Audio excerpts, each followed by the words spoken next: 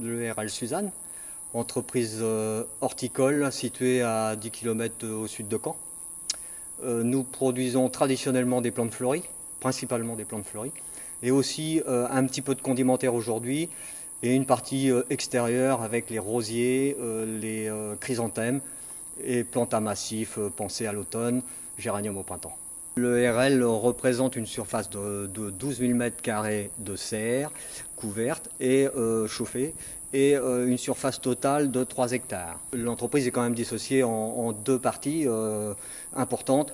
Les plantes fleuries qui sont principalement bégonias, calanchoé pour l'été, et puis sur la partie hivernale, le cyclamen qui est une plante très très importante pour nous. Donc oui, ce choix de démarche évidence verte nous paraissait important parce qu'on avait envie de représenter notre travail au niveau régional, nous faire reconnaître. Que les clients, consommateurs, en faisant l'achat de la plante, connaissent une plante normande. C'était notre démarche.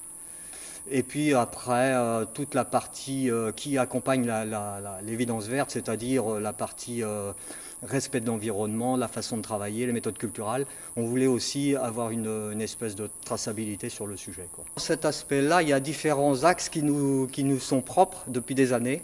La protection biologique, puisqu'on est en PBI, on appelle ça protection biologique intégrée, c'est-à-dire que dans la nature, il y a un certain équilibre entre les parasites et leurs prédateurs. Et donc c'est ce qu'on essaye de reproduire dans nos serres. Et on n'y arrive pas si mal que ça. Donc les choses se font naturellement en fait. Parce qu'ici on travaille essentiellement sur une subirrigation avec récupération des drainages et recyclage sur une station de fertilisation. On contrôle, on filtre, on contrôle les solutions drainées et on les réinjecte dans les cultures après un contrôle informatisé. Donc on a quelque chose d'assez précis et surtout qui ne libère pas de flux dans la nature. Si on a un conseil à donner sur l'ensemble de nos productions et principalement peut-être sur le rosier, puisqu'on est dans un carré de rosier, c'est de ne pas avoir peur de planter un rosier qui n'est pas fleuri.